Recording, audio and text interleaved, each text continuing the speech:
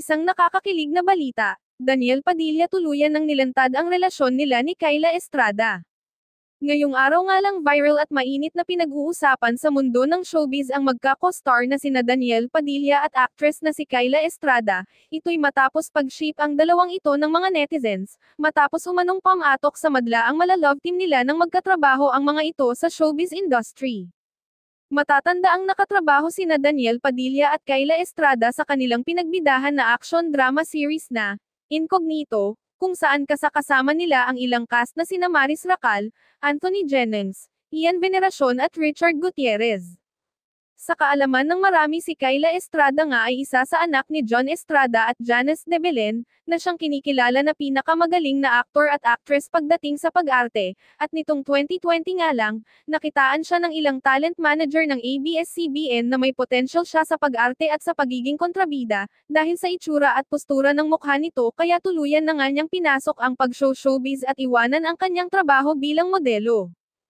Ayon pa sa source, nakarating nga din daw ang balitang ito sa showbiz columnist na si OG Diaz na siyang nadulas at naging hot topic naman nito sa kanyang YouTube channel na Showbiz Update, kung saan nga daw ay may nagtanong sa kanya kung totoo nga daw ang bali-balitang pinopormahan siya ni Daniel.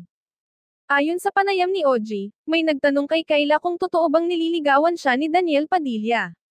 Kasi sila yung parang laging magka-eksena sa Incognito. Bilang si Max at si Andres, mga karakter nila sa serye. Dagdag pa nito, parang nabanggit sa akin yan ni Kyla sa aking interview.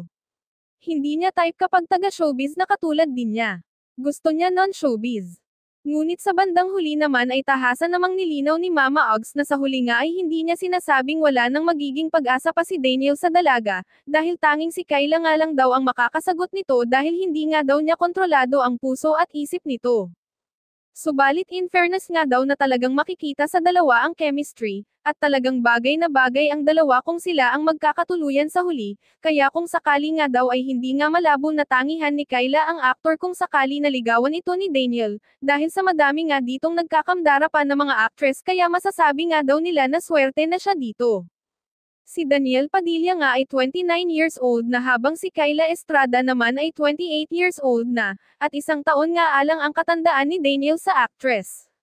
Samantala sa pagkakataon naman na ito ay patuloy pa nga din ang pangungulit at pagmamention ng mga netizens at kay Neil fans sa dalawa, upang magbigay ng kanilang opinyon, reaksyon at official statement ukol sa patuloy na kumakalat na isyu na may relasyon sila, hindi naman daw sila co-country kung meron dahil sa pareho naman daw single ang dalawa ngayon at walang sabit sa isa't isa.